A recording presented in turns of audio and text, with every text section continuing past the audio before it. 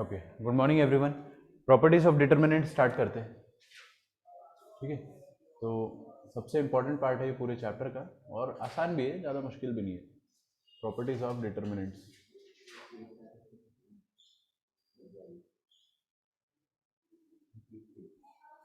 देखिए, डिटर्मिनेंट्स की प्रॉपर्टीज़ जो होती है, सबसे पहले अपन देखते हैं प्रॉपर्टी नंबर 1। मैंने आपको बताया टोटल 6 प्रॉपर्टी है, 6 में से 4 बहुत ईजी है, 5 और 6 जो है उसमें थोड़ा दिमाग लगेगा, लेकिन ईजी तो वो भी है।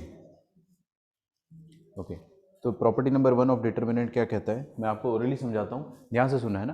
किसी भी डिटर्मिनेंट में अगर आपने, जैसे कि ये डिटर्मिनेंट a11, a12, a13, ठीक है, फिर इधर से a21, a22, a23 और a31, a32, a33, ठीक है, दिस इज द डिटर्मिनेंट।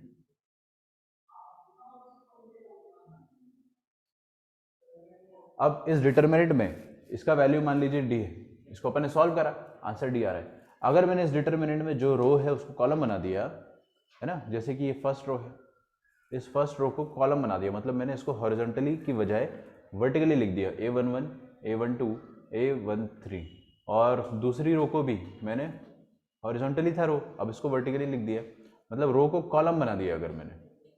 और थर्ड भी a31, a32, a33, ठीक है, तो रो को कॉलम बना दिया, देख रहे हो, a11, a12, a13, ये फर्स्ट रो था, फर्स्ट कॉलम बन गया, ये सेकंड रो था, सेकंड कॉलम बन गया, थर्ड रो था, थर्ड कॉलम बन गया।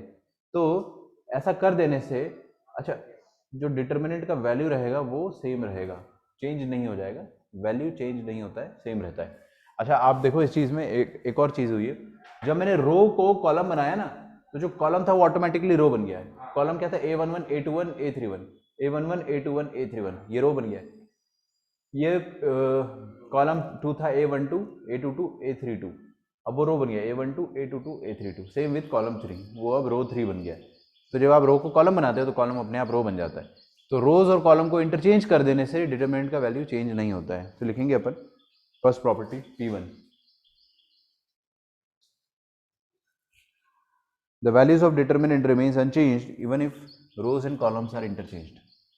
The value of determinant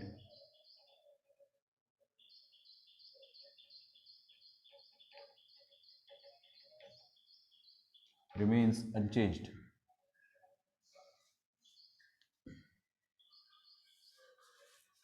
even if rows and columns are interchanged.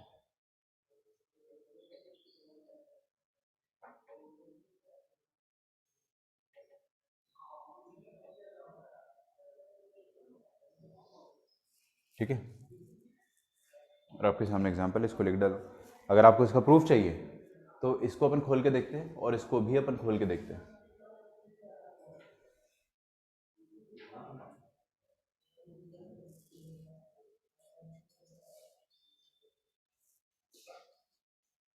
खोल के देखते हैं। तो मैं क्या करता हूँ, इसको रो 1 के अबाउट खोल देता हूँ। रो 1 में क्या है, a11, a22, सॉरी a12 और a13, तो प्लस माइनस प्लस। खोल के देखेंगे तो a11 इंटू क्या आ जाएगा, इसका छोटू डिटरमिनेंट, मतलब a22, a33, a22, a33 minus a32, a23, ठीक है, माइनस a12, ठीक है, तो a21 into a33 minus a31 into a23 plus a13 into, इसका वैल्यू देखिए, a13 का छोटू डिटर्मिनेंट ये वाला हो जाएगा, तो इसका value a21, a32 minus a31, a22, ठीक है, ये आ गया डी का, मतलब पहले वाला डिटर्मिनेंट जो है उसका वैल्यू आ गया। दूसरे वाले डिटर्मिनेंट को खोल के देखते हैं। अब देखो यार, मैं दूसरा वाला डिटर्मिनेंट है ना, कॉलम 1 के अबाउट खोल के देखूंगा।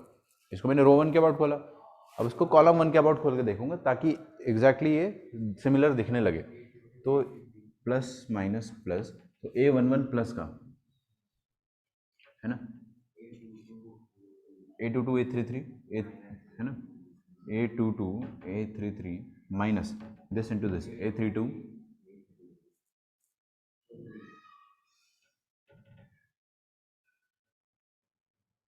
ठीक है, अब आगे देखिए माइनस a12, है ना, तो ना ना ना ना क्या कर रहे हो? ये तो छुप जाएगा, ये भी छुप जाएगा, बचेगा क्या? A21 A33, A21 33 minus A23 A31, last वाला क्या है? A13,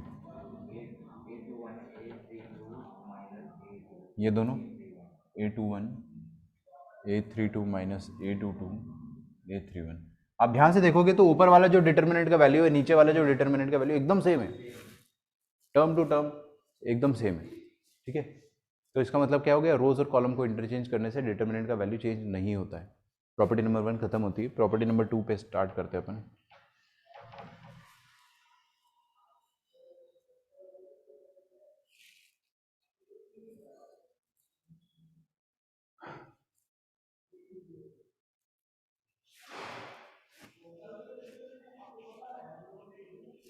प्रॉपर्टी नंबर 2 देखिए, इसमें बोल रहा है अपने को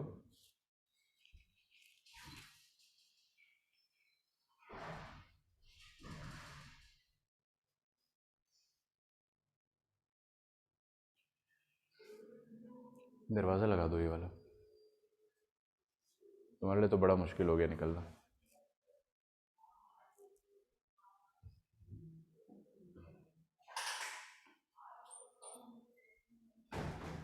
बहुत बढ़िया, एकदम नॉइस कैंसिलेशन हो गया। यस, सुनेंगे ध्यान से, मैं आपको एकदम ओरली बताऊंगा।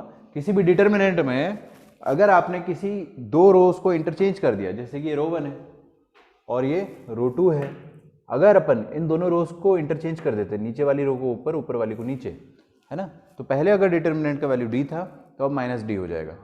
कहने का मतलब क्या है कि अगर आपने कोई भी दो रोज को इंटरचेंज कर दिया, है ना, आपने क्या करा, इसको नीचे पहुंचा दिया और ये वाली रो को ऊपर पहुंचा दिया, तो रोज को इंटरचेंज करने के बाद वैल्यू ऑफ डिटर्मिनेंट जो है वो एक नेगेटिव साइन से चेंज हो जाता है। बस इतनी सी बात है, आ रही बात समझ में? उसको प्रूफ भी कर देंगे अपन।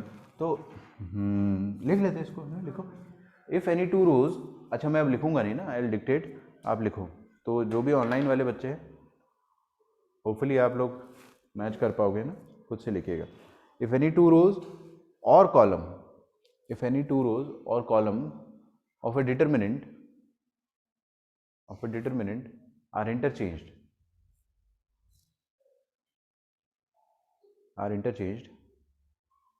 the value of determinant is changed, the value of determinant is changed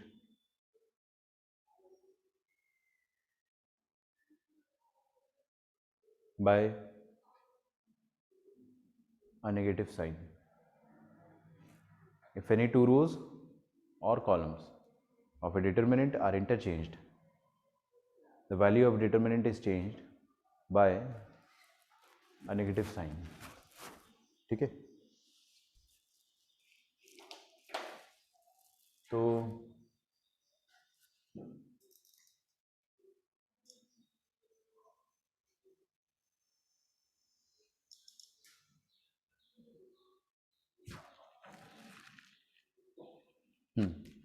हम लोगों ने क्या करा इसमें, इन दोनों को अगर चेंज कर दिया तो देखो ये कैसे चेंज हो जाएगा।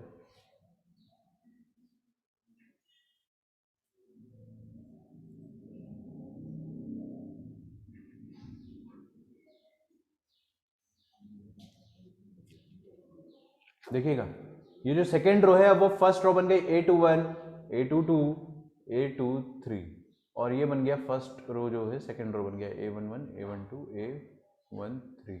ठीक है, तो अगर इस वाले डिटर्मिनेंट का वैल्यू डी था तो इस वाले डिटर्मिनेंट का वैल्यू माइनस डी होगा। अगर आपको खोलना है तो आप इसको ओपन करके देख सकते हो। ठीक है, इसे ओपन करने की जरूरत नहीं है ना। हाँ हो जाएगी ना, देखो कैसे चेंज हो जाएगी।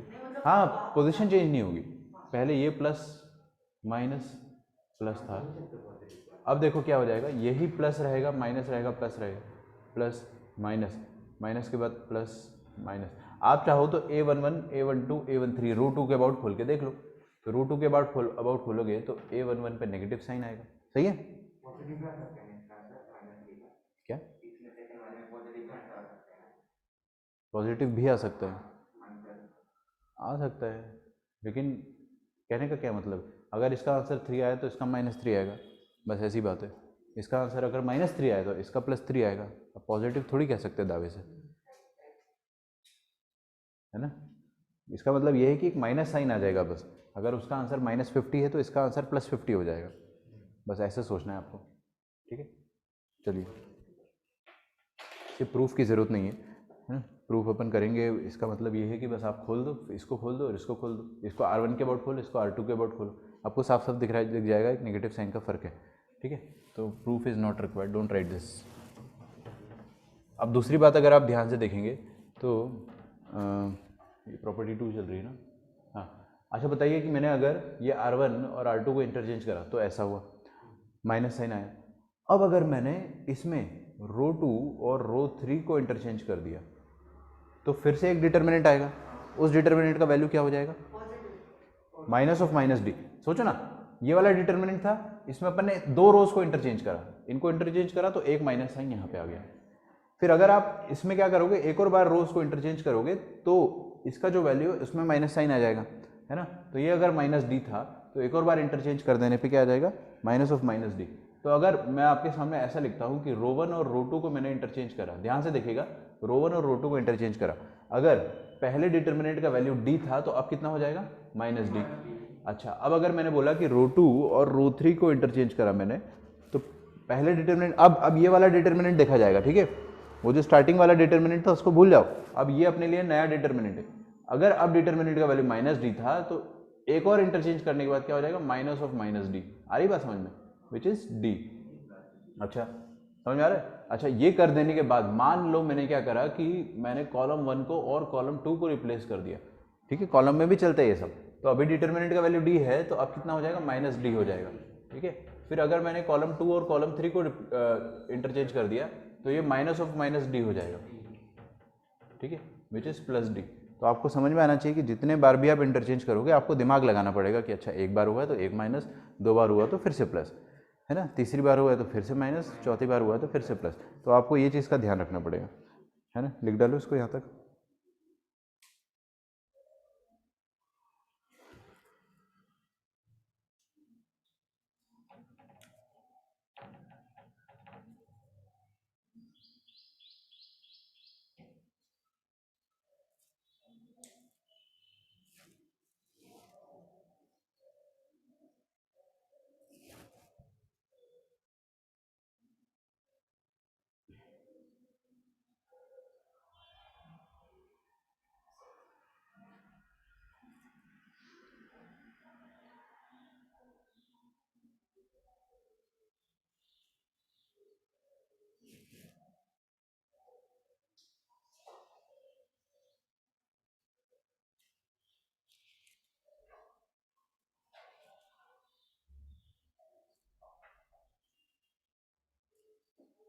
ओके, देखते हैं अपन ना अगली प्रॉपर्टी भी बहुत आसान है।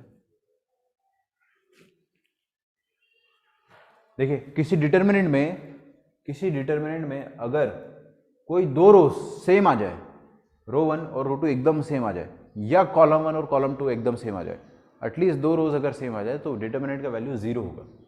डिटर्मिनेंट का वैल्यू 0 होगा, मतलब कि अगर मैंने लिखा A12 A13 ऐसे करके, फर्स्ट रो ही है और सेकंड रो के एलिमेंट भी एकदम सेम है, A11 A12 A13, ठीक है, वैल्यू सेम है, ठीक है। इससे आप पोजीशन मत सोचिएगा कि ये पोजीशन नंबर लिखा है मैंने, और लास्ट में A31 A32 A33, अगर ऐसा लिखता हूँ मैं तो इसका मतलब क्या हो जाएगा, डिटर्मिनेंट का वैल्यू 0 आ जाएगा, ठीक है। अगर आप चाहे, रुकिए लिखना मत अभी, है ना, मैं थोड़ा इसको अच्छे से लिख देता हूँ, ऐसे लिख देते हैं अपन इसको कि पहले रो में है A1 B1 C1, ऐसे लिख दो, और सेकंड रो में है A2 B2 C2, और थर्ड रो में है A3 B3 C3। तो सेकंड रो में लिख देता हूँ मैं फिर से A1 B1 C1, और थर्ड रो में आ जाएगा A3 B3 C3। देख रहे हो, आपको रो 1 और रो 2 सेम दिख रही है। अच्छा, ज़रूरी नहीं हो कि एडजेसेंट रोज ही होना चाहिए सेम, जैसे रो 1 के बाद रो 2 आता है ना, दोनों सेम दिख रहा है, ऐसा नहीं। अगर रो 1 और रो 3 सेम हुआ तो भी चलेगा, कोई दिक्कत नहीं है। अच्छा, कॉलम 1 और कॉलम 2 सेम हुआ तो भी चलेगा, वैल्यू 0 आएगा। कॉलम 1 और कॉलम 3 का वैल्यू सेम है तो भी 0, कॉलम 2 और कॉलम 3 का वैल्यू है तो भी 0। हाँ, ऐसा मत सोचना कि रो 1 का वैल्यू और कॉलम 1 का वैल्यू अगर सेम आ गया तो वैल्यू 0 आएगा, ऐसा नहीं होता है, ठीक है। या तो दो रोज सेम हो या तो दो कॉलम सेम हो।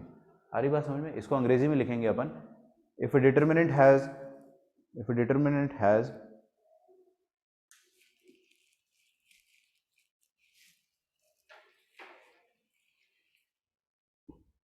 any two rows or columns. If a determinant has any two rows or column identical,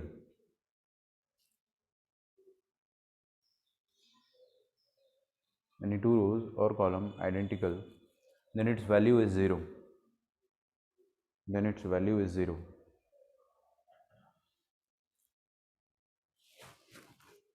If a determinant has any two rows or column identical, then its value is 0. ठीक है, ये चित्र बना लो आपके सामने जो भी है,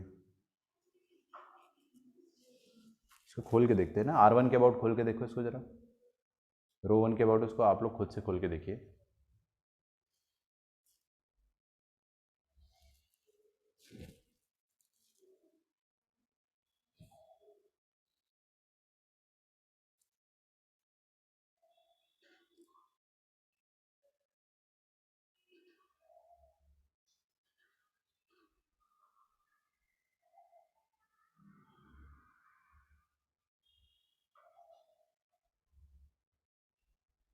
इसको अगर अपन खोल के देखेंगे ना तो देखिए रो 1 में साइन लगा देता हूँ, प्लस माइनस प्लस।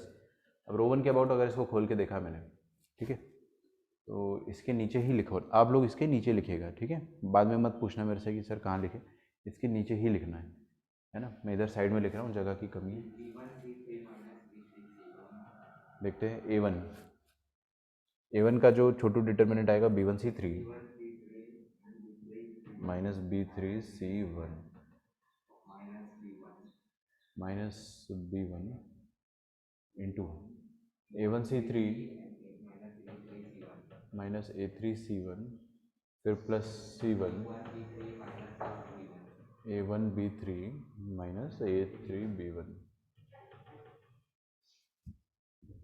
खोलना पड़ेगा पूरी तरह, मुंह फाड़ के खोल दो इसको। तो A1B1C3 minus A1B3C1 minus B1A1C3 minus minus plus B1A3C1 plus A1C1B3 minus A3B1C1, ठीक है। ये A1B1C3 और A1B1C3 का नेगेटिव, ये दोनों कट जाएगा, ठीक है। फिर इधर देखेंगे A1C1B3, A1B3 है ना, ये वाला, ये दोनों कट जाएंगे, ठीक है, और बचे हुए दोनों भी कट जाएंगे आपस में, तो ये ऐसे काट देते हैं, तो वैल्यू आ गया 0। तो ऐसा हर बार होगा अगर किसी डिटर्मिनेंट में कोई भी दो कॉलम, अच्छा तीनों कॉलम्स तीनों रोज अगर बराबर आ गए फिर तो और अच्छी बात है, बोनस। 0 तो होना ही था, एटलीस्ट दो बराबर हो जाने चाहिए बस, है ना। 3 हो गए तो फिर तो और अच्छी बात है।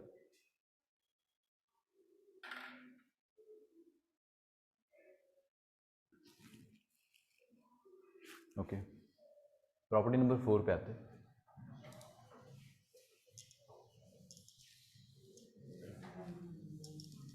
लिख लिया होगा आप लोगों ने, है ना, मैंने जल्दी मिटा दिया, सॉरी, खुद से कर लेना, लेकिन कोई बड़ी बात नहीं है।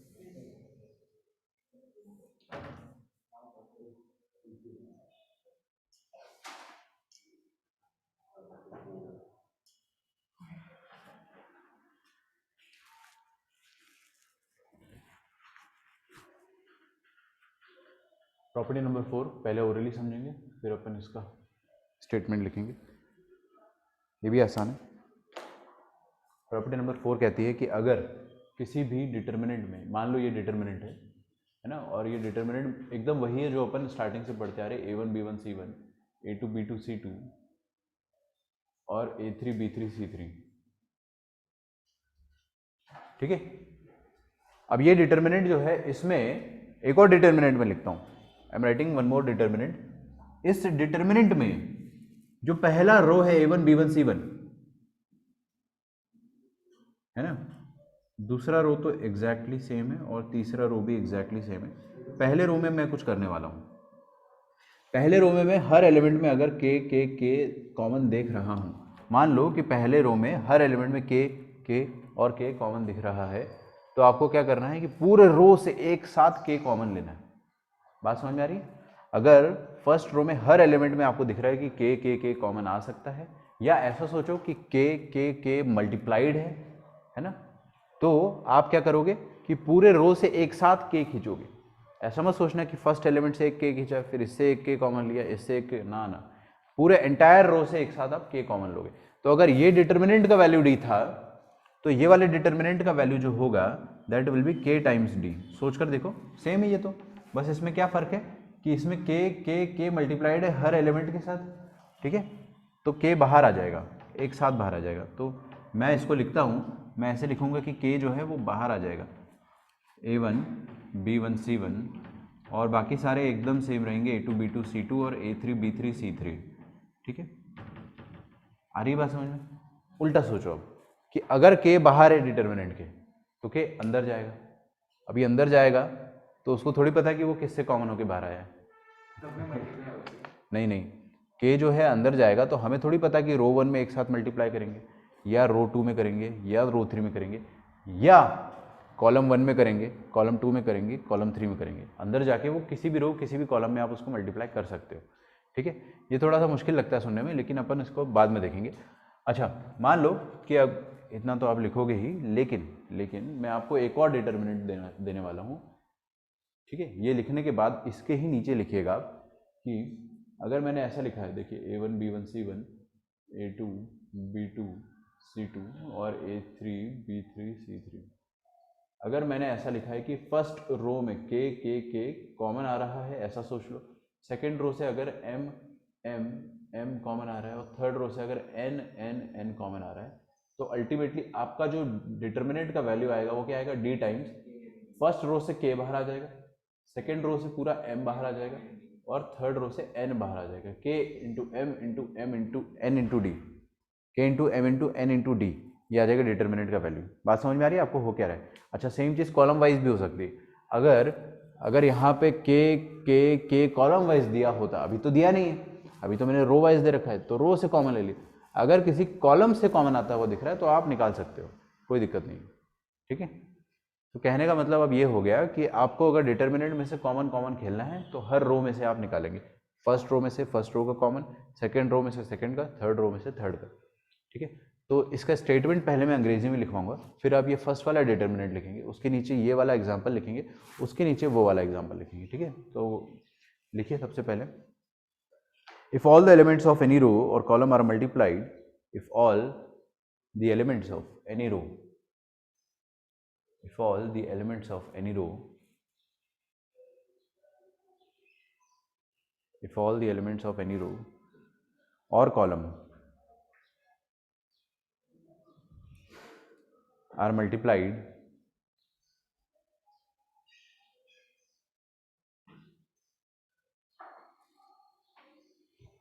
by the same number,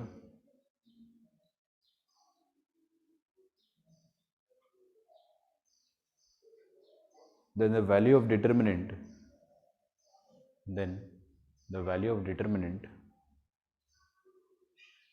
d is multiplied, capital D लिखना है ना, then the value of determinant capital D is multiplied by that number.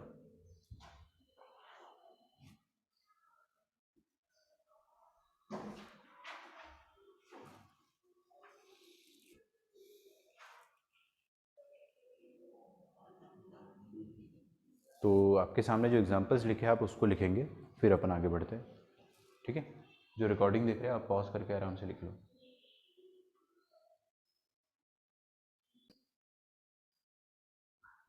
अच्छा देख लो, बच्चों को डाउट आ रहा है कि यहाँ पे के इंटू डी नहीं होगा, है ना। तो अगर डाउट आ रहा है तो ऐसे देख लो आप कि देखो ध्यान से, अब यहाँ पे के दिख रहा है फर्स्ट रो में, तो आप इसको पूरी रो से कॉमन ले लोगे तो बाहर के आ जाएगा ऐसे, है ना। अब इसका वैल्यू क्या आ गया, के इंटू ये वाला डिटर्मिनेंट, और ये वाले डिटर्मिनेंट का वैल्यू क्या है, डी है ना, तो आंसर क्या आ जाएगा, के इंटू डी आ जाएगा। ये डिटर्मिनेंट का वैल्यू के डी आ जाएगा, ऐसे लिख लो। ठीक है, मैंने पहले के डी लिख दिया तो उसमें आप लोग डर गए।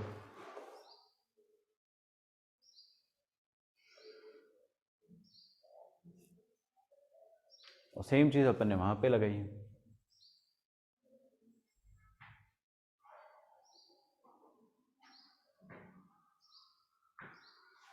इसको अपन प्रूफ कर लेते हैं, चलो लेट अस प्रूव दिस। अपन क्या करते हैं कि रो वन के अबाउट उसको खोल देते हैं, प्लस माइनस प्लस। अच्छा, इसको रो वन के अबाउट खोलेंगे, देखिए ऊपर वाले को, प्लस माइनस प्लस। तो कैसे खोलेंगे, देखिए प्लस A1, पूरा नहीं लिखते अब है ना, एक काम करते A1 इंटू उसका कोफैक्टर लिख डालते, cofactor of A1 that is cofactor 1 1 minus B1 और उसका कोफैक्टर क्या हो जाएगा C12 plus C1 into cofactor of 1 3। ठीक है, कोफैक्टर तो चेंज नहीं होने वाला है। अब है ना, इधर आ जाओ आप, इसको खोल देते हैं, इसको खोल देंगे अगर, तो क्या आ जाएगा K इंटू A1 इंटू उसका कोफैक्टर, सही है, minus K into B1 into उसका कोफैक्टर और K इंटू C1 और C1 का कोफैक्टर क्या आ जाएगा C13।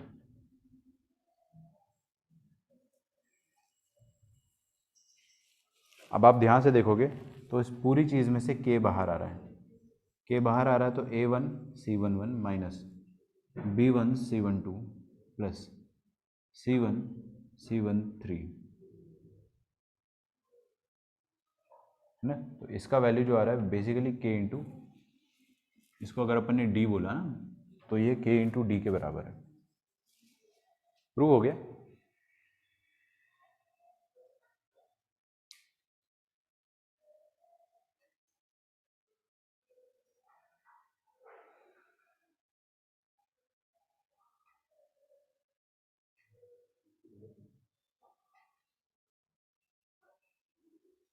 प्रॉपर्टी नंबर 5 देखते हैं।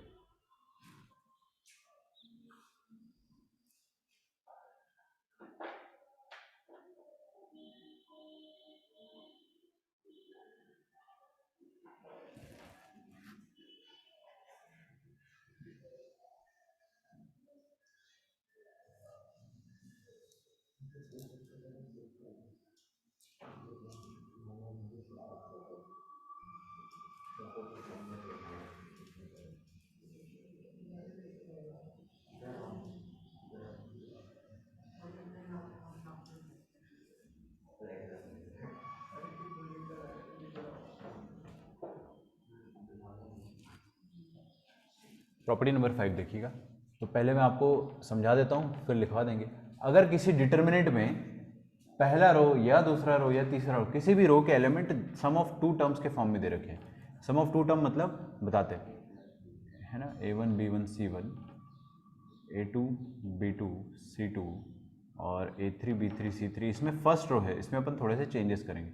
फर्स्ट रो में अगर ऐसा लिखा है A1 plus x, B1 plus y और C1 प्लस जेड, ठीक है। तो फर्स्ट रो में अगर दो एलिमेंट्स एडेड है तो इनको आप दो डिटर्मिनेंट्स में ब्रेक कर सकते हो। कैसे ब्रेक करोगे वो मैं आपको सिखा रहा हूँ, है ना, ध्यान से सीखना। हम लोग क्या करेंगे, इनको दो डिटर्मिनेंट में ब्रेक कर सकते हैं। पहले डिटर्मिनेंट में क्या होगा कि जो दो टर्म्स है उसमें से पहला टर्म ले लो और पहला टर्म ले लो। ऐसे तो आप कोई भी ले सकते हो, B1 की जगह Y भी ले सकते हो, कुछ फर्क नहीं पड़ेगा, क्योंकि इसको Y प्लस B1 लिख दिया तो क्या, एक ही तो बात है। लेकिन हम लोग चलो A1 B1 C1 को एक साथ लेते, तो पहला टर्म जो है ना उसको ले लिया अपन ने। अब आप इसको दो डिटर्मिनेंट में ब्रेक कर सकते हो, देखिएगा ध्यान से। जो पहला डिटर्मिनेंट है उसमें क्या होगा, first row A1 B1 C1 आ जाएगी, A1 B1 C1, मतलब ये जो दो टर्म्स थे उनमें से आपने पहला ले लिया और उसको फर्स्ट रो में कन्वर्ट कर दिया। अच्छा, ये जो पूरा डिटर्मिनेंट का जो नीचे वाला रो 2 और रो 3 था वो सेम रहेगा, चिड़िया चिड़िया चिड़िया चिड़िया चिड़िया चिड़िया, ये एकदम सेम रहेगा। उस पर आ जाते हैं अपन। सेकंड क्या था, एक्स वाई जेड, तो यहाँ पे अपन ने ब्रेक करा एक्स वाई जेड, और जो नीचे वाली वैल्यूज थी वो सारी चिड़िया चिड़िया चिड़िया चिड़िया, एकदम सेम। ठीक है, कुछ भी चेंज नहीं होने वाला। मतलब कहने का क्या है, ध्यान से सुनना, बहुत आसान है ये, कि अगर यहाँ पे सम ऑफ टू टर्म्स के फॉर्म में दे रखा है रो वन, तो आप क्या करोगे, उसको सबसे पहले पहला पहला और पहला उसको रो 1 में कन्वर्ट करोगे, फिर दूसरा दूसरा और दूसरा उसको रो 1 में कन्वर्ट करोगे। ये नीचे वाले तो सब सेम रहेंगे, ये चेंज नहीं होने वाले, ठीक है। बाय चांस यहाँ पे अगर a1 plus x plus P लिखा होता और यहाँ पे प्लस क्यू लिखा होता, यहाँ पे प्लस आर लिखा होता, तो 3 टर्म्स में ब्रेक करते हैं अपन इसको, 3 डिटर्मिनेंट में ब्रेक करते हैं। तो एक और डिटर्मिनेंट बनता है जिसमें फर्स्ट रो क्या होता है, पी क्यू आर, और बाकी सब चिड़िया चिड़िया एकदम सेम होते हैं, ठीक है। हाँ, कॉलम तो सेम होंगे ही ना, कॉलम वाइज नहीं सोचो, रो वाइज सोचो, ठीक है। अगर यही चीज कॉलम वाइज गिवन होती तो कॉलम वाइज सोचते हो अपन, अभी आप रो वाइज सोचो। कॉलम सेम थोड़ी रहेंगे ना, बदल जाएंगे। देखो a1 plus x a2 a3, अब ये a1 a2 a3 रहेगा और वो x a2 a3 रहेगा।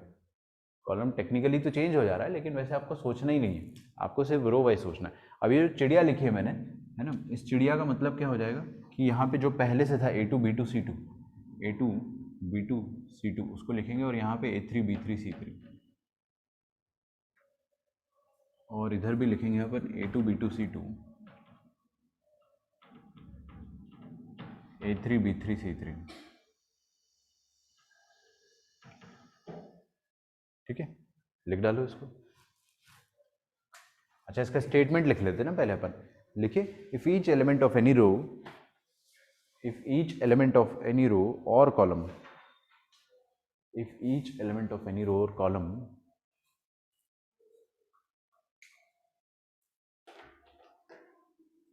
can be expressed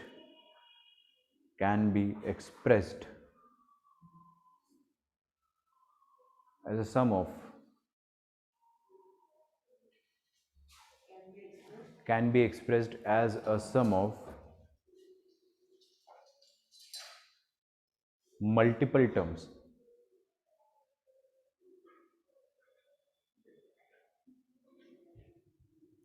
ब्रैकेट में लिखो say SAY2, मतलब 2 टर्म्स, अभी अपन यहाँ पे 2 टर्म्स की बात कर रहे हैं, say 2, then the determinant can be expressed as 2 determinants, then the determinant मैं एक बार और रिपीट कर देता हूँ स्टार्टिंग से। If each element of any row और column can be expressed as the sum of multiple terms या 2 टर्म्स, है ना, से 2 लिखा है अपन ने ब्रैकेट में, then the determinant can be expressed as the sum of 2 determinants, can be expressed as the sum of 2 determinants.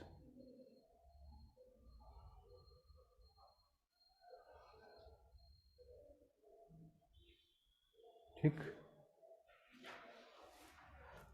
तो आपके सामने ये जो एग्जांपल है इसको छाप दो, ये वाला एग्जांपल आप छाप दीजिए। इसका प्रूफ भी देख लेंगे अपन।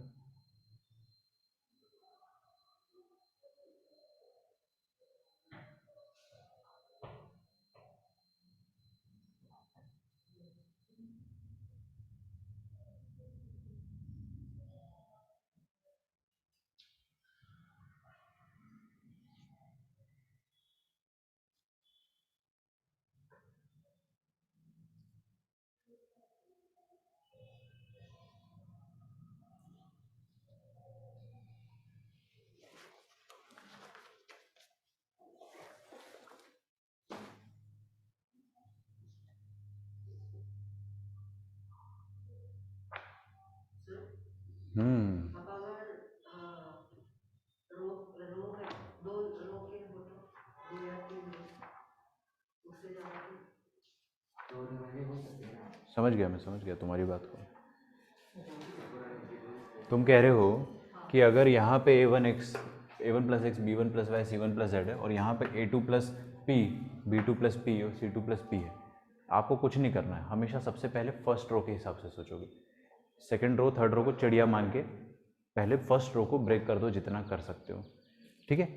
अब मान लो आपने ब्रेक कर दिया, है ना, वो 2 में ब्रेक हो गया, और सेकंड रो में यहाँ पे अभी आपने लिख लिया होगा ना सब कुछ, तो अब मैं यहाँ पे छेड़खानी कर रहा हूँ। मान लो यहाँ पे p plus q plus r लिखा होता, तो यहाँ पर भी a2 plus p plus b2 plus q plus c2 plus r आता, क्योंकि चिड़िया है ना यार, ये पूरी चिड़िया एग्जैक्टली वैसे के वैसे ही आ जाती है, और यहाँ पे भी एग्जैक्टली वैसे के वैसे आ जाती है ना।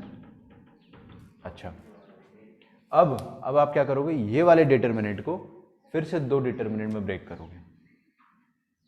आ रही बात समझ में? With the help of second row. Second row में क्या करोगे, A2, B2 और C2, बाकी तो ये चिड़िया चिड़िया चिड़िया चिड़िया चिड़िया चिड़िया। फिर एक और डिटर्मिनेंट लिखोगे इसी का एक और डिटर्मिनेंट लिखोगे PQR वाला, PQR चिड़िया चिड़िया चिड़िया। फिर इधर आप करोगे 2 डिटर्मिनेंट ब्रेक, है ना? तो बेसिकली आपके कितने डिटर्मिनेंट हो जाएंगे, 4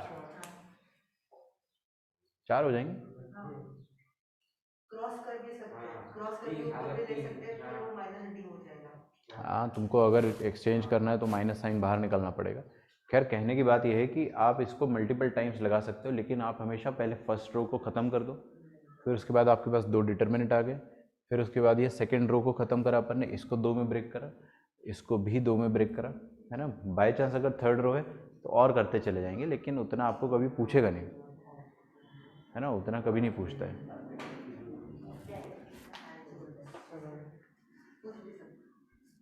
तो आप लोगों के लिए क्वेश्चन है अगला, प्रॉपर्टी नंबर 5 हो गई अपनी, एक और प्रॉपर्टी बचती है 6। करते हैं इसके बाद अपन, पहले क्वेश्चन करेंगे। सर और वो कॉलम का आपने जो बोला था वो नहीं समझा। सेम चीज़ कॉलम में अप्लीकेबल है, सेम चीज़। कर बता देता हूँ। देखिए, अगर कॉलम में लिखा है पहले तो A1 B1 C1, A2 B2 C2, A3 B3 C3। Column में अगर ऐसा लिखा है ना, A1 plus x, A2 plus y और A3 प्लस जेड, तो how do we break it? सबसे पहले आप क्या करोगे, उसको 2 डिटर्मिनेंट में ब्रेक करोगे। पहले डिटर्मिनेंट में A1 A2 और A3 लिखोगे, है ना? कॉलम वाइज A1 A2 और A3, बाकी 2 कॉलम एकदम चिड़िया चिड़िया चिड़िया चिड़िया चिड़िया। फिर आप हाँ अगला कॉलम लिखोगे XYZ का, फिर बाकी सब चिड़िया चिड़िया चिड़िया चिड़िया चिड़िया। आया समझ में? बिल्कुल, आप कॉलम वाइज भी कर सकते हो। अभी जो अगला question I don't know column wise है या रो वाइज है, बट देखते लिखते हैं। Right down the question.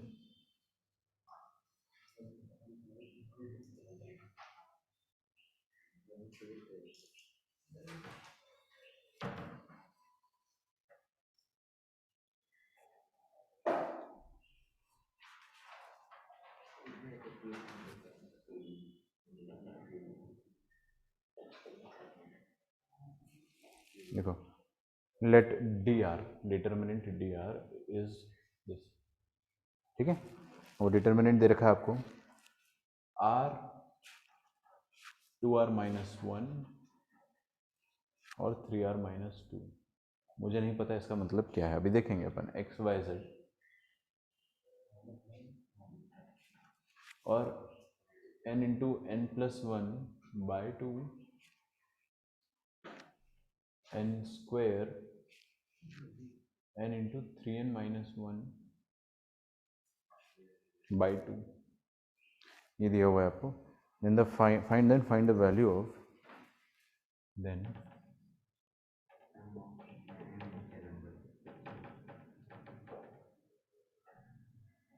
Find the value of sigma dr, ठीक है? सिग्मा तो अब हर जगह घुसेगा। सिग्मा आपको पढ़ा दिए ना, अब देखो 2 साल कैसे परेशान करते हैं।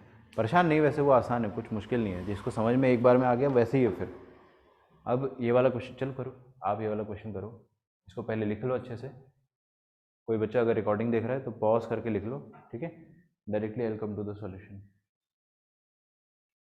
मैं थोड़ा सा वेट करूँगा, आप लोग बिल्कुल इसको सॉल्व करें। एक बार थोड़ा इसमें सफ़र करना पड़ेगा कि ये है क्या। आर की जगह ये डिटर्मिनेंट यहाँ पे डी आर रखा हुआ है, उस डिटर्मिनेंट में आर की जगह 1 रखोगे तो यहाँ पे क्या आएगा, 1 2 माइनस 1 और 3 माइनस 2, 1 1 1 आ रहा है। फिर आर वो वाला डिटर्मिनेंट, ठीक है? एक डिटर्मिनेंट वो आ गया। फिर सिग्मा है तो प्लस लगाएंगे। फिर अगला आप आर की जगह 2 रखोगे तो D2 आएगा। D2 मतलब यहाँ पे दुनिया में जहाँ जहाँ आर है वहाँ 2 रखना है, ये सब तो फिक्स है। तो दूसरा डिटर्मिनेंट आ जाएगा, फिर तीसरा डिटर्मिनेंट। तो ऐसे बहुत सारे डिटर्मिनेंट ऐड हो रहे हैं, ठीक है? हाँ, बहुत सारे डिटर्मिनेंट ऐड हो रहे हैं। तो पिछली वाली प्रॉपर्टी का उल्टा लग रहा है। जब एडेड होते थे टर्म्स तो स्प्लिट करते थे अपन मल्टीपल डिटर्मिनेंट्स में। तो अब मल्टीपल डिटर्मिनेंट्स गिवन है तो उसको आप क्लब कर सकते हो, कंबाइन कर सकते हो एक डिटर्मिनेंट में, है ना। मल्टीपल डिटर्मिनेंट्स है और उसमें अगर R2 R3 सब में सेम है, चिड़िया चिड़िया सब में R2 R3 सेम है और R1 चेंज हो रहा है, तो R2 R3 को आप कॉमन लिखो और R1 की जो भी वैल्यूज़ है सबको एक साथ ऐड करके लिखो। आप पहले इसको ट्राई करो, मैं फिर अच्छे से एक बार और समझाता हूँ। चलिए ये क्वेश्चन सॉल्व करने की कोशिश करते हैं।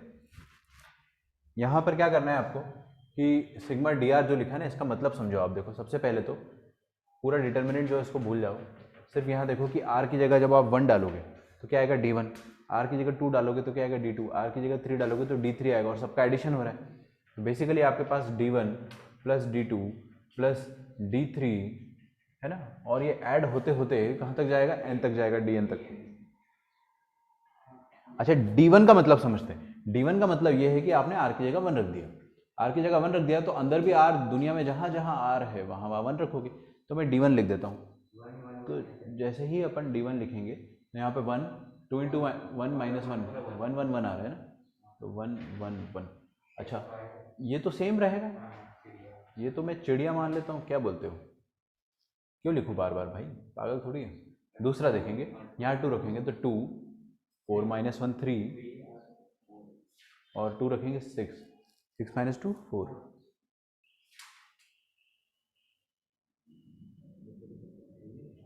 और ये तो सब कुछ चिड़िया रहेगा, सही। प्लस 3 रख के देखो वहाँ पे तो 3, फिर 3 2 ज़र 6 6 माइनस 1 5 और अगला 7, और ये सब कुछ सेम रहेगा, चिड़िया चिड़िया चिड़िया। अब अपन लास्ट वाला देखते हैं, n 2n माइनस 1 और 3n माइनस 1, और ये सब तो चिड़िया रहेगी, ठीक है। आपको इसका वैल्यू निकालना है। दूसरी बात, जब आप सम निकाल रहे हो तो आप देख रहे हो ना, उल्टा प्रोसेस सोचो जो अपन ने लास्ट टाइम सोचा था कि अगर सिर्फ 3 डिटर्मिनेंट होते हैं, मान लो सिर्फ 3 डिटर्मिनेंट होते हैं, तो आपने क्या करा, ये वाला column 1 column 2 column column 2 column 3 column 2 column 3 column 2 column 3 यहाँ पे सेम है हर जगह, है ना। तो आप इसको कंबाइन करके एक डिटर्मिनेंट में लिख सकते हो, सबको एक डिटर्मिनेंट, क्योंकि इसका उल्टा प्रोसेस जो होता है, इसका उल्टा प्रोसेस जो होता है वो ऐसा होता है ना, देखो इसका उल्टा प्रोसेस जो होता है वो ऐसा होता है कि अगर यहाँ पे ऐसा लिखा होता 1 प्लस 2 प्लस 3 और चिड़िया चिड़िया और कुछ भी लिख रहा हूँ मैं तो, है ना, और यहाँ पे लिखा होता 1 प्लस 3 प्लस 5 और 1 प्लस 4 प्लस 7, है ना, और ये सारी चिड़िया चिड़िया चिड़िया, तो इसको आप 3 डिटर्मिनेंट में ब्रेक करते हैं। मैं 3 का ही बात कर रहा हूँ, अगर 3 होता तो इसको 3 डिटर्मिनेंट में ब्रेक करते, 4 होता तो 4 में करते। पहले डिटर्मिनेंट में क्या आता है, यहाँ पे 1 1 1, आ रही बात समझ में, और बाकी सारी चिड़िया सेम होती। और दूसरे डिटर्मिनेंट में क्या आता है 2 3 4, तो 2 3 4 आता, बाकी सारी सेम चिड़िया। और फिर तीसरे डिटर्मिनेंट में क्या आता है 3 5 7, तो सेम चिड़िया। तो कहने का मतलब ये है कि इसी का आपको अब उल्टा प्रोसेस सोचना है कि अगर चिड़िया बहुत सारी सेम आ रही हो ना, अगर चिड़िया बहुत सारी सेम आ रही हो तो उन सबका क्लब करके अगर अपन डिटर्मिनेंट लिखेंगे तो उसमें भी वो चिड़िया सेम रहने वाली है। समझ में आ रहा है आपको, बहुत सारी चिड़िया सेम आ रही है अगर, तो सबको क्लब करके लिख दो, और जो एलिमेंट्स है अभी कॉलम वाइज चेंज हो रहे तो just add them column wise. तो ये 1 को 2 के साथ 3 के साथ 4 से लेकर n तक, बेसिकली यहाँ पर क्या हो रहा है 1 प्लस 2 प्लस 3 से लेकर n तक का एडिशन हो रहा है। यहाँ पर देखोगे आप 1 3 5 2n माइनस 1, इन सब का एडिशन हो रहा है। टाइम हो गया क्या?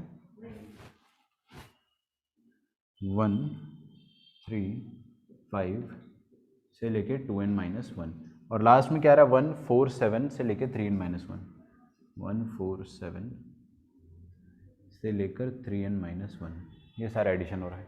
आ रही बात समझ में? Is this okay? डाउट हो तो देख लो भाई, वही चीज़ को उल्टा करा है अपन ने। इन तीनों को अगर क्लब करके लिखोगे तो चिड़िया चिड़िया चिड़िया कॉमन है, तो कॉमन वाला कॉमन रहने दो, बाकी सबको आप एलिमेंट बाय एलिमेंट जोड़ दो। फर्स्ट एलिमेंट को फर्स्ट से, सेकंड को सेकंड से, थर्ड को थर्ड से, है ना। तो ये आ गया अपने पास। अच्छा, अब जो चिड़िया है उसका वैल्यू लिखने का मौका आया अपने पास। जो सेकंड कॉलम वाली चिड़िया है और जो थर्ड कॉलम वाली चिड़िया है, let us right their value. उनका वैल्यू लिखेंगे आप तो ये इधर सेकंड कॉलम वाली चिड़िया क्या है, एक्स वाई जेड, और वो क्या है n into N plus one by two N square और n into three N minus one by two आ जाएगा, ये आ जाएगा। ठीक है। अच्छा, अब इसको अपन खोल देते हैं। तो ये n into N plus one by two N square और n into three N minus one by two, और यहाँ पे लिखेंगे x y z, और इधर देखोगे अगर आप sum of first and natural numbers लिखा हुआ है, फर्स्ट एंड नेचुरल नंबर का sum n into N plus one by two होता है। Sum of first odd natural numbers लिखा है, तो ऑड नेचुरल नंबर का सम भी मैंने आपको सीक्वेंस सीरीज में लिखा है, एन स्क्वायर होता है। अगर भूल गए अपन तो कोई बात नहीं, एन स्क्वायर होता है। अगर आप पहले तीन ऑड नंबर जोड़ते हो, जैसे कि पहले तीन ऑड नंबर क्या होते हैं, नेचुरल 135, 135 कितने हैं, तीन है ना, आंसर आना चाहिए तीन स्क्वायर। करके देखो, 1 plus three four, 4 plus five 9, आ रहा है तीन स्क्वायर। अगर चार, पहले चार जोड़ते तो आंसर चार स्क्वायर आना चाहिए, 1357, करके देखो 9 प्लस सेवन 16, हाँ आ रहा है। अगर पहले पाँच ऑड नेचुरल ऑड जोड़ते तो पाँच स्क्वायर आता, 16 प्लस 9 तो आ गया 25। तो पहले एन नेचुरल नंबर्स, पहले एन ऑड नेचुरल नंबर का सम लिखा हुआ है, वो एन स्क्वायर आना चाहिए। बाय चांस आपको याद नहीं है तो वो एपी लिखी हुई है एक, दैट इज एपी। एपी के एन टर्म्स का सम क्या होता है, पहले तो ये इतना तो समझ में आ रहा है ना कि nth टर्म ऑफ एपी। अगर उसमें भी डाउट हो रहा है तो देख लो, ये ऊपर वाले से आप काउंट कर सकते हैं कितने डिटर्मिनेंट लिखे। डिटर्मिनेंट की संख्या देखिए 1 2 3 से लेके n डिटर्मिनेंट्स है अपने पास, तो टोटल n टर्म्स चल रहे हैं।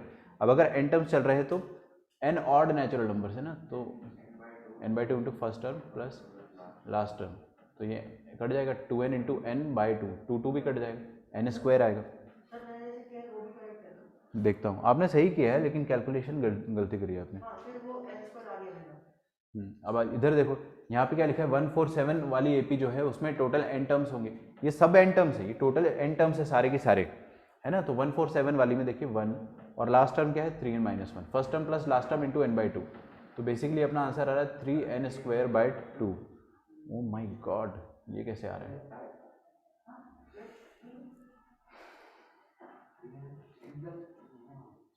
3n माइनस टू है वो यार, sorry, that is 3n minus two. हाँ हाँ, मैंने इधर लिखने में गलती कर दी, that is 3n minus two, 3n minus two, तो ये कितना आ जाएगा, n by two into three N minus one. देखो ध्यान से, n by two into three N minus one, n into three N minus one by two, ऐसा आ जाएगा। ठीक है। अब आप ध्यान से देखोगे, अगर अरे समझ में आ रहा है ना, first term plus last term into n by two करा है तो वो सम निकाल दिया। अब इसमें देखोगे आप, कॉलम वन और कॉलम थ्री सेम आ रहा है, ये डिटर्मिनेंट जो है ना sigma d r r is equal to one से लेकर एन तक में, इसमें कॉलम वन और कॉलम टू का वैल्यू सेम, कॉलम थ्री का, कॉलम वन और कॉलम थ्री का वैल्यू सेम, दो कॉलम सेम आते हैं तो आंसर डिटर्मिनेंट का जीरो होता है। दो कॉलम सेम आ गया तो डिटर्मिनेंट का वैल्यू जीरो हो जाता है।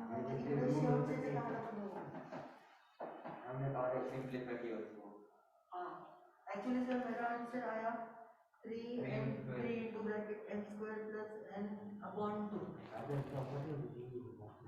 झाले की वो प्रॉपर्टी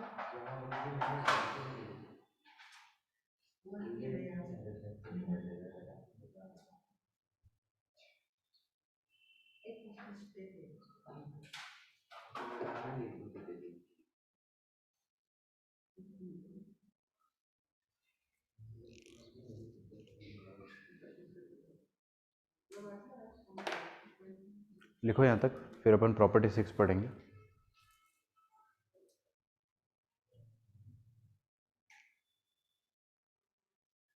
लास्ट प्रॉपर्टी रहेगी, फिर अपना चैप्टर जो है थ्योरेटिकली खत्म हो जाएगा, प्रैक्टिस पॉइंट ऑफ व्यू से बहुत सारा बचेगा।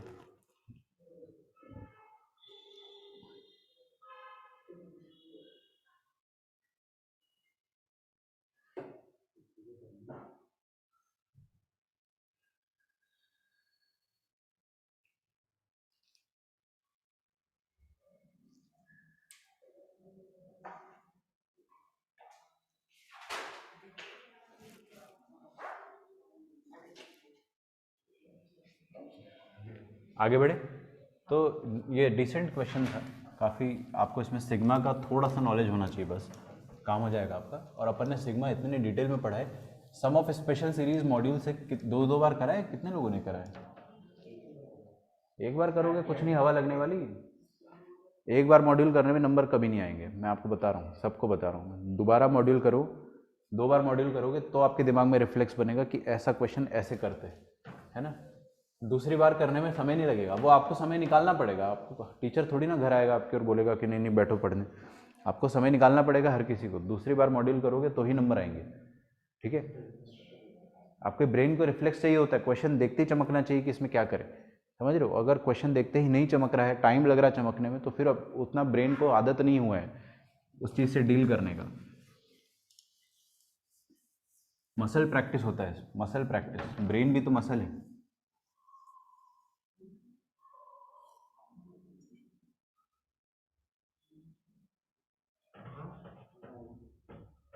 प्रॉपर्टी नंबर 6 पे आते हैं।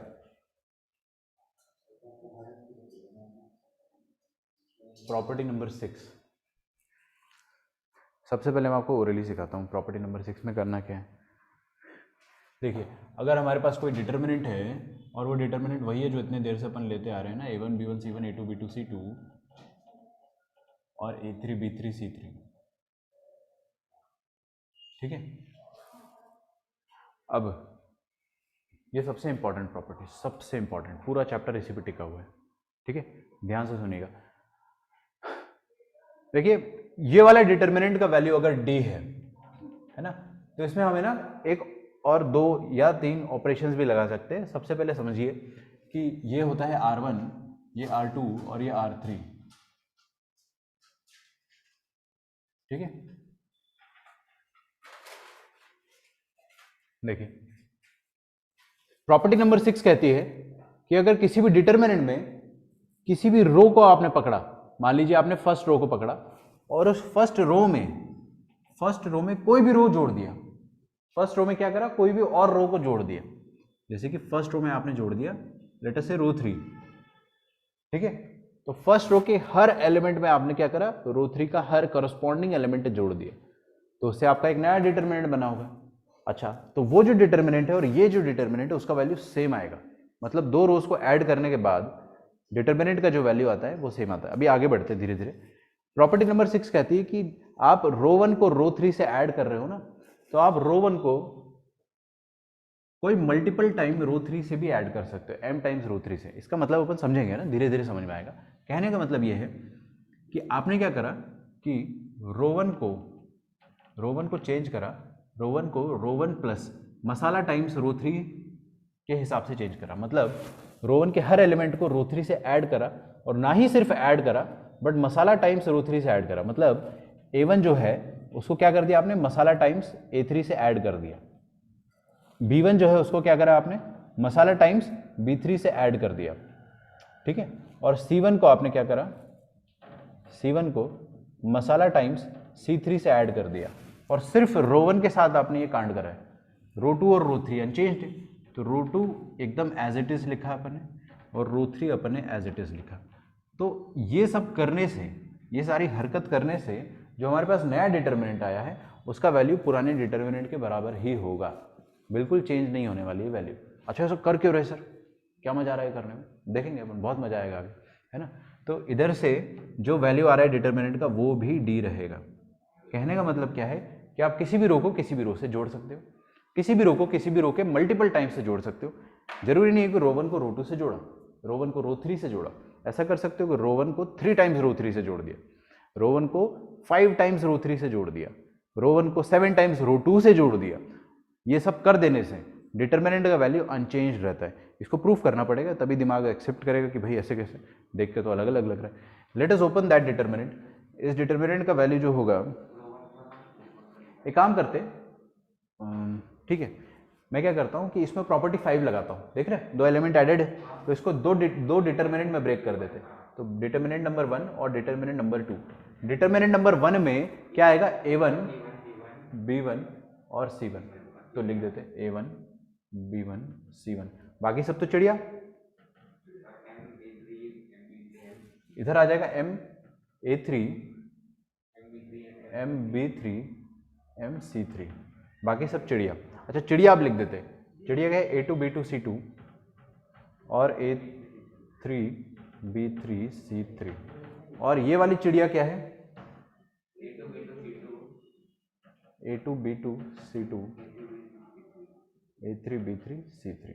अब आप ध्यान से देखोगे ये तो डिटर्मिनेंट डी है ना, और इस डिटर्मिनेंट में आप देखोगे मंकी मंकी मंकी कॉमन आ रहा है M M M, तो M बाहर आ जाएगा, अंदर क्या बचेगा देखो A3 B3 C3 A2 B2 C2 A3 B3 C3, अरे रो 1 और रो 3 सेम आ गया, तो मतलब ये पूरा डिटर्मिनेंट जीरो, तो इस ओवरऑल चीज का आंसर क्या आ गया, फिर से डी के बराबर आ गया, है ना। तो वही चीज अपन प्रूफ करना चाहते हैं, किसी भी रो को किसी भी रो से जोड़ सकते हो, किसी भी रो को किसी भी रो के मल्टीपल टाइम से जोड़ सकते हो, बात समझ में आ रही है। अच्छा तो वैल्यू जो है डिटर्मिनेंट का दैट रिमेन्स अनचेंज्ड। अच्छा ठीक है, अगर आप चाहते तो रो 1 को रो 3 की जगह रो 2 से जोड़ सकते थे, है ना, रो 1 प्लस रो 2, रो 1 प्लस या तो फिर मसाला टाइम्स रो 2, कुछ भी कर सकते थे, ठीक है।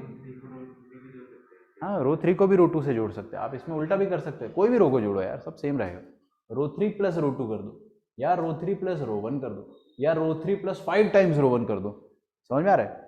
तो किसी भी रो को किसी भी रो से जोड़ सकते हैं या मल्टीपल टाइम्स किसी भी रो से जोड़ सकते हैं, ठीक है। तो डिटर्मिनेंट का वैल्यू सेम रहता है। क्या ऑनलाइन में, सॉरी बेटा आप फिर से बोलो, try to speak again.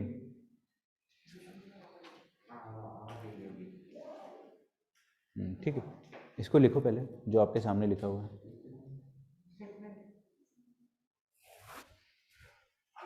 The value of determinant is not changed, statement लिखेंगे अपन, और बहुत धीरे धीरे बोल रहा हूं, एक बार में लिखिएगा। The value of determinant is not changed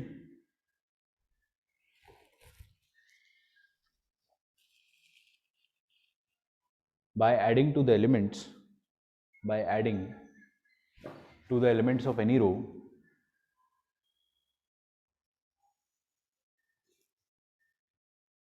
slash column, by adding to the elements, by adding to the elements of any row or column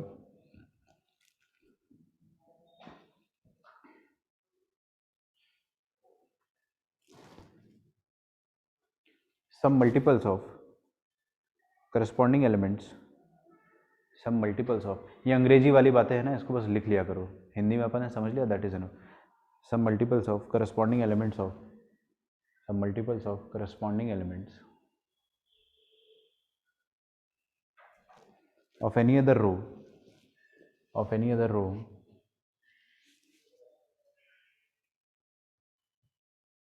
or column,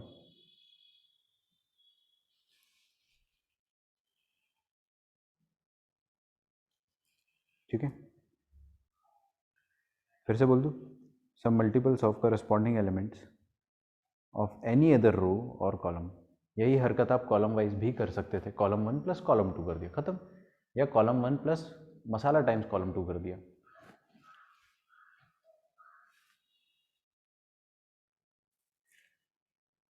अच्छा सेम चीज आप है ना मल्टीपल रोज में भी लगा सकते हो, मतलब आप ये भी कर सकते हो कि आपने ध्यान से देखिएगा प्लीज, बहुत इंपॉर्टेंट बात है, दो बातें और कहूँगा आपका चैप्टर खत्म हो गया टेक्निकली। आपने क्या करा, रो 1 को चेंज करा, किसको चेंज करा, रो 1 को चेंज करा, रो 1 को कैसे चेंज करा, मसाला टाइम्स रो 3 के साथ ऐड कर दिया। आप चाहते अगर आप चाहते तो साथ के साथ आप रो 2 को भी चेंज कर सकते थे, वहीं के वहीं आप रो 2 पे भी सेम हरकत लगा सकते थे कि अगर आपका मन कर रहा है या फिर क्वेश्चन की डिमांड है, ऐसा लग रहा है कि करने की ज़रूरत है, वो सीख जाओगे आप, तो आप ये भी कर सकते थे रो 2 प्लस नालायक टाइम्स रो 3, बिल्कुल कर सकते हो। किसको चेंज करा अपन, रो 2 को, रो 1 को भी कर दिया और रो 2 को भी कर दिया, ऐसा भी कर सकते हो। हाँ तो बिल्कुल वही चीज़ हो जाएगी, प्रूफ भी हो जाएगा वो चीज़, कोई दिक्कत की बात नहीं है। कहने का मतलब है कि this operation can be applied to multiple rows, दो रोज को एक साथ लगा सकते हो ऑपरेशन, लेकिन इसमें एक चीज़ का ख्याल रखना है, क्या कि कोई एक रो को तो आपको अनचेंज्ड रखना है, कोई एक रो को अनचेंज रखना है। जैसे कि आपने रो 1 को चेंज कर दिया, रो 2 को चेंज कर दिया, हाँ तो रो 3 को अनचेंज रखो, उसको सेम रखो, ठीक है। ऑपरेशन लगा दो पूरा, और फिर उसके बाद जो नया डिटर्मिनेंट बन के आएगा आपका, चाहे तो उसमें फिर आप दोबारा रो 3 में चेंज लगाना तो लगाओ, कोई दिक्कत नहीं है। लेकिन जब आप एक साथ ऑपरेशन लगाते हो साइमल्टेनियस, तो कोई एक रो कुछ अनचेंज रखो। ये सब है ना, क्वेश्चन करोगे तो ज़्यादा अच्छे से समझ में आ जाएगा। बस मैं एक नोट लिखवाऊंगा आपको नीचे, जो आपने लिखा है ना उसके नीचे एक NOTE करके लिखिए, note.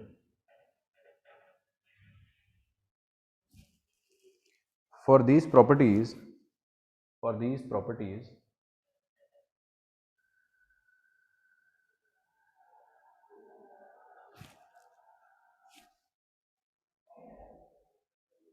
at least one row or column must be unchanged,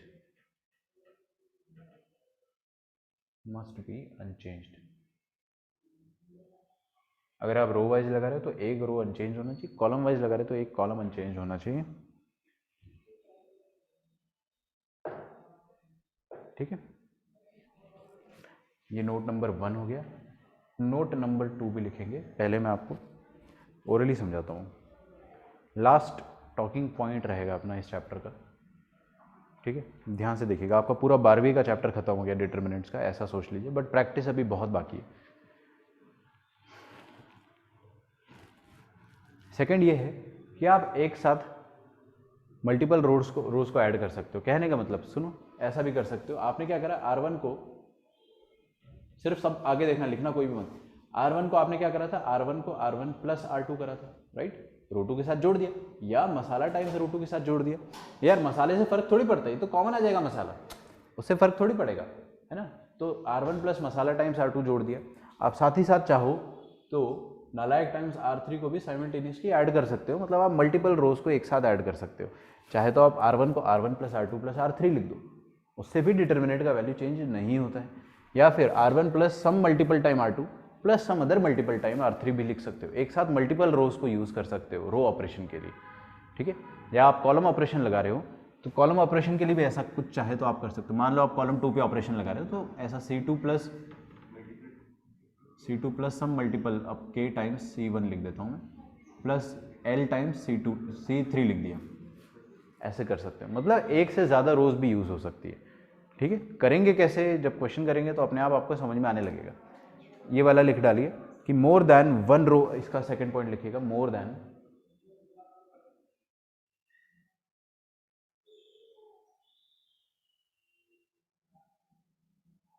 one row या column can be used for transformation,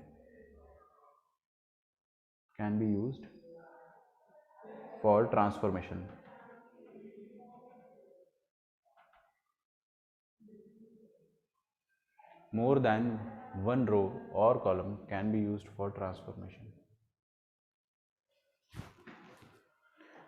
तो आप चाहे तो ऐसा कर सकते हो, R1 changes to R1 plus 2 times R2, या फिर माइनस R3 कर दिया। सोच कर देखो, बिल्कुल ऐसा कर सकते हो। 2 गुना R2 का जोड़ दिया और माइनस 1 टाइम्स R3 कर दिया, जो मल्टीपल हो गया R3 का वो माइनस 1 हो गया, ऐसे लिख दिया आपने। या ऐसा कर सकते हो, R1 changes to R1 plus 3 times R2 plus 5 times R3। आ रही समझ में, नेगेटिव भी यूज़ कर सकते हो, कोई दिक्कत नहीं है, ठीक है। या फिर column 3 changes to column 3 plus let's say 2 times column 2 minus 3 times column 1। कुछ भी कर सकते हो आप, एक से ज़्यादा भी यूज़ कर सकते हो। या फिर आप नीचे लिखिएगा, मैं तो इधर लिख रहा हूँ, ऐसा भी लिख सकते हो कि R1 changes to R1 plus R2 plus R3, ठीक है। जोड़ दिया आपने प्लेन। यहाँ पे आपने क्या करा है, यहाँ पे आपने बस जो मल्टीपल यूज़ करा है क्या है वो 1 टाइम्स R2 1 टाइम्स R3, ऐसे प्लेन आप जोड़ सकते हो, कोई दिक्कत नहीं है, ठीक है। अच्छा, अभी अपने पास समय होता तो अपन इसका एप्लीकेशन ज़रूर देखते, कल देखेंगे अपन इसका एप्लीकेशन। एक क्वेश्चन मैं आपको होमवर्क में देता हूँ,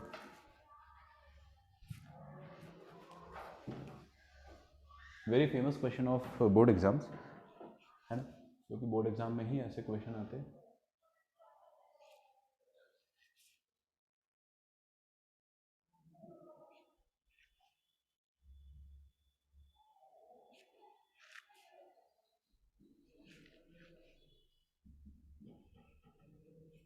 लिखो उसमें सॉल्व विदाउट डायरेक्टली एक्सपैंडिंग।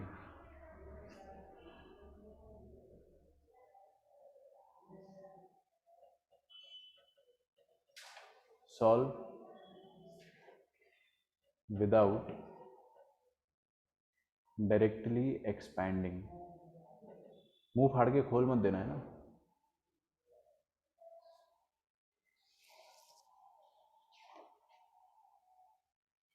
एक और क्वेश्चन दे रहा हूं मैं आपको, ये भी आप लोग ट्राई करोगे। X y z a b C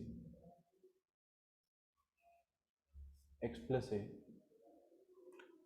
Y plus b z plus C.